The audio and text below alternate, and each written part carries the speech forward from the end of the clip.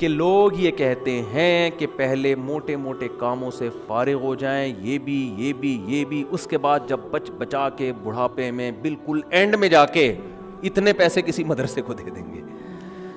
نبی صلی اللہ علیہ وسلم نے فرمایا انسان ساری زندگی، حدیث کا مفہوم ہے، مال جمع کر کے رکھتا ہے اور کہتا ہے کل خرچ کروں گا، پھر جب بڑھاپا آتا ہے کہتا ہے یہ فلاں کے لیے اور یہ فلاں کے لیے۔ فرمایا وقت کان علی فلان، اب تو وارثوں کا حق اس پہ ہو گیا، اب تو وارث کہیں گے ابا ہمیں محروم کرنے کے لیے، اپنی تو ساری عیاشی ابا نے کر لی، اب جب ابا کا انا للہ ہونے والا ہے، دنیا سے جانے والے ہیں، اب بچوں کو نظریں ہوتی ہیں دو دکانیں ابا کی میرے حصے میں آئیں گی، چلو ابا سے ایسی لالچ تو نہیں کرنی چاہیے، لیکن بہرحال پتہ ہے کہ یار چلو ابا نے بنائی اب ہمارے کام آئیں گی۔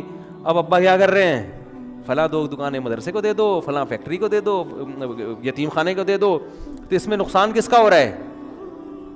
کیونکہ اب تو ابا کو ضرورت نہیں ہے، تو نہ کرنے سے یہ بھی پھر بھی بہتر ہے 1/3 کے اندر کہ بچوں کو نقصان نہ ہو۔ اگر بچوں کو نقصان ہو رہا ہے پھر تو یہ بالکل صحیح نہیں ہے۔ حدیث میں آتا ہے کہ آخر عمر میں نا اس طرح سے صدقہ کر دینا کہ بچے دوسروں کے محتاج بن جائیں، آپ صلی اللہ علیہ وسلم نے اس کی اجازت نہیں دی ہے۔ لیکن اگر بچوں کے لیے اتنا چھوڑ کے جا رہے ہو آخر عمر میں کہ وہ اپنے پاؤں پہ اچھی طرح کھائیں گے پیئیں گے، تو پھر 1/3 آپ صدقہ بھی کر سکتے ہیں، جائز ہے اور اس کا بھی ثواب ملے گا، لیکن میرے بھائی یہ خاندانی صدقہ نہیں کہلائے گا، اس لیے کہ آپ نے تو بھرپور عیاشی کر لی نا، آپ کی تو 4 شادیاں معذرت کے ساتھ ہو گئیں، ایک جس کی ہو گئیں ان کی بات کر رہا ہوں، اور آپ کی تو جناب یہ بھی ہو گیا وہ بھی ہو گیا، سارے کام ولیموں پہ بھی اڑا دیا اور انویسٹمنٹ بھی دبا کے کر لی، کاروبار بھی ہو گیا، سب کچھ مزے تو اڑا لیے نا آپ نے، تو یہ نبی کی نظر میں افضل صدقہ نہیں ہے۔ افضل صدقہ یہ ہے، آپ صلی اللہ علیہ وسلم سے صحابی نے پوچھا یا رسول اللہ سب سے بہترین صدقہ کون سا ہے؟ آپ نے فرمایا وہ صدقہ ہے تأمل الغنا وتخشى الفقر، تمہیں امید ہو کہ اگر یہ پیسہ میں نے صدقہ نہیں کیا تو اس سے ڈبل بنا سکتا ہوں، پیسے سے پیسہ کما سکتا ہوں، یہ امید ہو، اس حال میں پیسہ صدقہ کرو، اور یہ بھی ڈر ہے کہ اگر کر دیا تو فیوچر میں غریب نہ ہو جاؤں، اس ملی جلی کنڈیشن میں جو صدقہ ہوگا نا وہ کیا کہلائے گا؟ خاندانی صدقہ۔ سمجھ میں نہیں آ رہی بات؟ تو اس لیے صدقات و خیرات میں یہ نہیں کہہ رہا، یہ تو حدیث میں بھی منع ہے کہ اتنا کر دینا کہ کل لوگوں کے محتاج بن جائیں، یہ تو جائز ہی نہیں ہے نا، کہ اپنے ضروری جو بیوی بچوں کے ہیں وہ تو بہرحال، لیکن صرف اتنا کر لیں کہ آپ جب یہ کہتے ہیں نا کہ میرے یہ چند ضروری کام ہو جائیں تو پھر میں یہ کروں گا، یہ الفاظ غلط ہیں۔ آپ یہ کہیں کہ میرے چند ضروری کاموں میں ایک اہم ترین کام یہ بھی ہے، تو یہ والا کام بھی ان ضروری کاموں کی طرح ترجیحی بنیادوں پہ کرنا ہے، اور یہ چند ضروری کام جس میں یہ بھی ہو جائیں تو پھر میں کیا ہو جاؤں گا؟ فری، پھر میری مرضی میں جہاں چاہے صدقہ کروں۔ بہت مشکل ہے بات سمجھانا۔ تو بڑی انویسٹمنٹ جیسے بزنس پہ کرتے ہیں، بڑی انویسٹمنٹ جیسے شادی پہ کرتے ہیں، بڑی انویسٹمنٹ جیسے اپنے بچوں کی ایجوکیشن پہ کرتے ہیں، ایسے ہی ایک آدھ بڑی انویسٹمنٹ آخرت کے لیے بھی کرنی چاہیے۔ سمجھا پا رہا ہوں اپنی بات؟ لیکن وہ خاندانی انویسٹمنٹ ہو، مرے تو پتہ چلے کہ یار ایک ہسپتال ہے چل رہا ہے بھائی غریبوں کے لیے۔ سمجھتے ہو گے نہیں سمجھتے ہو؟ دیکھو گورے بھی بڑی بڑی انویسٹمنٹ کرتے ہیں لیکن ان کا کوئی بچوں کا ان پہ ٹینشن نہیں ہوتی نا، نہ بیوہ کا خیال ہے ان کو، نہ بچوں کا خیال ہے۔ آپ کے لیے صدقہ کرو گے ثواب ملے گا، کیونکہ آپ تو پوری فوج چھوڑ کے جا رہے ہو اگر میرے بیان سنتے ہو۔ کیا خیال ہے؟ ٹھیک ہے نا، پوری فوج ہے آپ کی، تو دونوں۔ اور پھر عجیب بات ہے، آپ نے اس نیت سے نہیں کرنا کہ ریٹرن ملے گا، اسی نیت سے کرنا ہے کہ میں نے جو خرچ کیا وہ گیا، ختم، بس دنیا میں نیکی کر دریا میں ڈال۔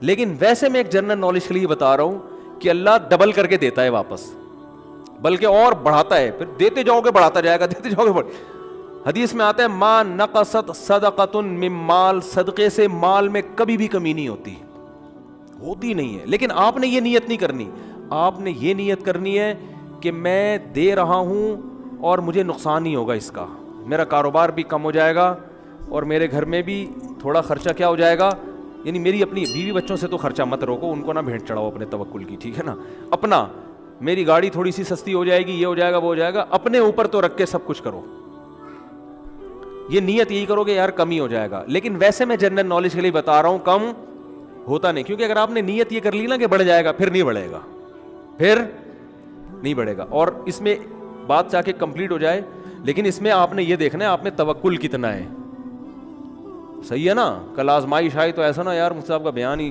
گلے پڑ گیا یار, تو کوئی بات نہیں, پہلے یہ والے بھی کر لو پھر کر لو, تو خاندانی نہ ہو, غیر خاندانی صدقہ بھی ہو تو چلو صدقہ تو ہو گیا نا. تو خاندانی صدقے کے لیے تھوڑی سی کھوپڑی بھی خاندانی ہونی چاہیے, تو یہ ظرف بھی ہونا چاہیے اسی حساب سے, تو اپنی حیثیت دیکھ کے. لیکن میرا مقصد صرف یہ ہے کہ یار کچھ تو انویسٹمنٹ آخرت کے لیے بھی جوانی میں جب آپ کو ضرورت ہے, بڑھاپے کے لیے نہ رکھو. بڑھاپے میں اللہ اور توفیق دے دے گا. اور صدقہ ایسی چیز ہے جس کو ایک دفعہ عادت پڑتی ہے نا پھر ہاتھ رکتا نہیں ہے اس کا.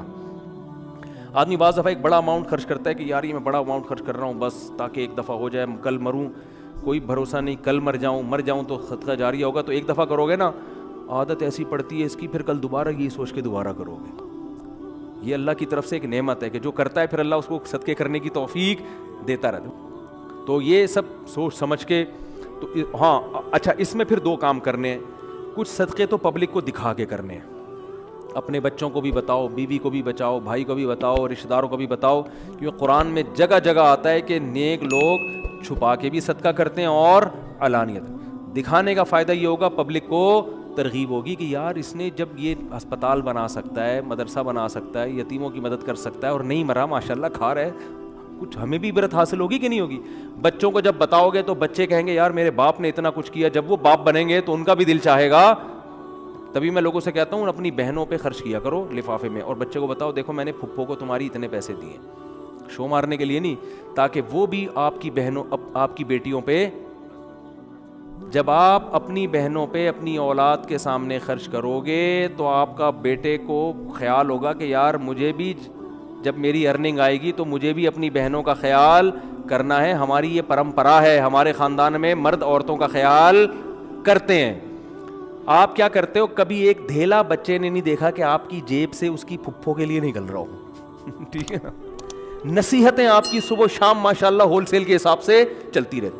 بچے کو سمجھاتے رہتے ہو غریبوں کا خیال کیا کرو, بوڑھے ماں باپ کا خیال کیا کرو. بچے کو پتہ ہے فری پھوکٹ کی نصیحتوں کے علاوہ ابا کے پاس کوئی کام نہیں ہے. فری پھوکٹ کی نصیحت, جب آئیں گے گھر میں ٹارزن بن کے, کہتے تو نہیں ہے لیکن دل میں یہی ہوتا ہے, یہ کر لو, یوں نماز کیوں نہیں پڑھتا, یہ کیوں نہیں کرتا, یوں کیوں نہیں, ویڈیو گیم کھیلتا رہتا, پٹاخ تھپڑ لگایا, یہ کر رہا ہے وہ کر رہا ہے. بچے کو پتہ ہے ابا کے پاس فری پھوکٹ کی نصیحتوں کے علاوہ, وہ ہمارا فلاں ماموں بیمار تھے, ابا نے ایک دھیلا نہیں نکالا جیب سے.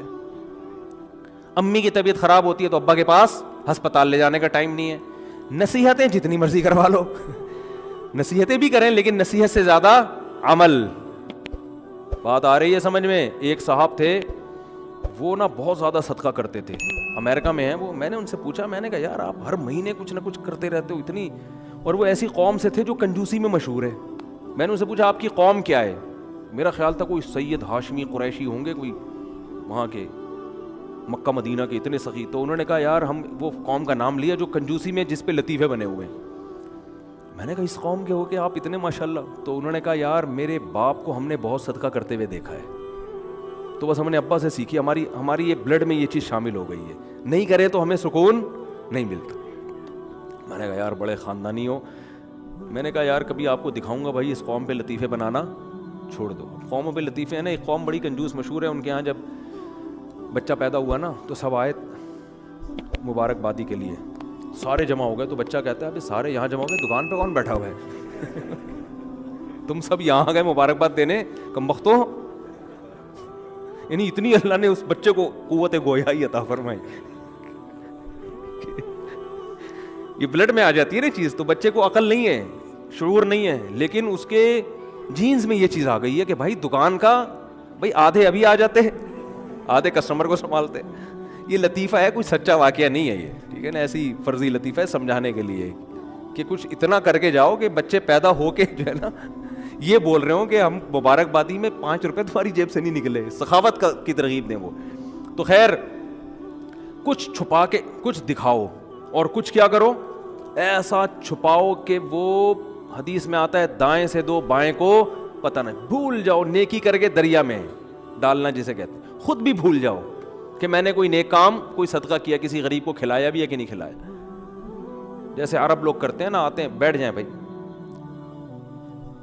بیان ختم ہو جائے پھر کرنا سوال, ٹھیک ہے, بیان ختم ہو جائے. تو جیسے عربوں میں ہے نا کہ دائیں ہاتھ سے دیتے ہیں ایسے, بعض فقیروں کو وہ یوں کرتے ہیں جیب میں ڈال دیتے ہیں, یوں کر کے نکل جاتے ہیں. اس فقیر کا سامنا بھی نہیں کرتے کہ کہیں یہ نہ دیکھ لے, اور پھر یہ جب ملے گا تو جھک کے ملے گا، یہ بھی نہ ہو، ایسا دو کہ کسی کو بھی پتہ نہ ہو، جس کو حدیث میں کہتے ہیں لا تعلم شمالہ ما تنفق یمینہ، دائیں ہاتھ جو خرچ کر رہا ہے بائیں کو بھی پتہ نہ چلے۔ اس سے پتہ چلتا ہے دیتے ہوئے کون سا ہاتھ استعمال کرنا چاہیے، دائیں۔ لیفٹ ہینڈ سے لین دین کرنا یہ شریعت میں پسندیدہ نہیں ہے۔ میری تو عادت ہے کوئی دکاندار بائیں ہاتھ سے پیسے پکڑاتا، میں کہتا ہوں بھائی کیوں نحوست ڈال رہا ہے اس کے اندر، اس کو ہاتھ چینج کر کے سیدھے ہاتھ سے دے دے۔ مجبوری ہو تو ایک الگ بات ہے، آپ ڈرائیونگ کر رہے ہیں تو پھر اب یہ تو نہیں کہ وہ جو ہے نا ایک ہاتھ سے گیئر پکڑا ہوا ہے ہاتھ چھوڑ کے جی تو گڈھے میں گر گئی گاڑی، تو مجبوری میں لیفٹ ہینڈ استعمال کیا جائے گا۔ مجبوری میں الٹے ہاتھ سے کھانے کی بھی اجازت ہے مجبوری میں، لیکن نارملی ڈرائیونگ میں آپ الٹے ہاتھ سے، مجبوری ہوتی ہے بعض دفعہ، بعض لوگ رائٹ ہینڈ سے صحیح اسٹیئرنگ پہ قابو رکھتے ہیں، لیکن نارملی نہ دائیں بائیں سے لیفٹ ہینڈ سے کھانا چاہیے، نہ لین دین کرنا چاہیے، سمجھتے ہو؟ تو بات جہاں سے شروع ہوئی تھی بس ختم کرتا ہوں۔ آذان کیا ہے؟ اللہ کی طرف سے ندا ہے۔ اللہ کو جتنی محبوب شیطان کو اس سے اتنی ہی زیادہ نفرت ہے، اور یہ اللہ کو کیوں محبوب ہے؟ یہ اللہ کی عبادت کے لیے، بلانے کے لیے۔ تو اس سے پتہ چلتا ہے اللہ کو اصل میں نماز محبوب ہے، جس کی وجہ سے نماز کی دعوت محبوب۔ اور نبی نے فرمایا جو صف اول میں ہوگا تو قیامت کے دن بھی وہی۔ تو میں وہ حدیث سنا رہا تھا نا کہ 7 لوگ عرش کے سائے میں ہوں گے، ان میں ایک وہ بھی ہوگا رجل قلبہ معلق بالمساجد، جس کا دل مسجد میں اٹکا ہوا ہو۔ یہ نہیں فرمایا جو ہر وقت مسجد میں رہتا ہو، اس لیے کہ اس میں تو آپ سارے دنیا کے کام چھوڑ دو گے نا، پڑھائی بھی چھوڑنی پڑے گی، ایسا نہیں ہے، یہ تو رہبانیت ہے، اس سے اسلام میں منع کیا کہ دنیا کے سارے شعبے مسلمانوں نے ہی سنبھالنے ہیں، نہیں سنبھال رہے تو وہ اسلام کا قصور نہیں، وہ مسلمانوں کا قصور ہے۔ اصل میں تو اسلام مسلمانوں کی ذمہ داری تھی کہ ہر شعبے میں آگے بڑھیں، وہ مکھنچو بن کے زندگی گزار رہے ہیں تو وہ ان کا قصور ہے۔ تو یہ نہیں کہا کہ ہر وقت مسجد میں رہو، نہ کام سارے سنبھالنے ہیں، دل کہاں اٹکے گا؟ مسجد میں، کہ یار نماز کا ٹائم ہونے والا ہے، دوڑنا ہے۔ تو یہ جس کو فضیلت حاصل ہو گئی نا تو قیامت کے دن اسی کی فضیلت ہے۔ اور یاد رکھو ایک نماز کو پکڑ لو باقی ساری کنٹرول میں آ جائیں گی۔ فجر پکڑ لو، جس نے فجر تمیز سے ٹائم پہ پڑھ لی نا باقی نمازیں انشاءاللہ وہ پڑھے گا۔ سب سے مشکل نماز فجر کی ہے۔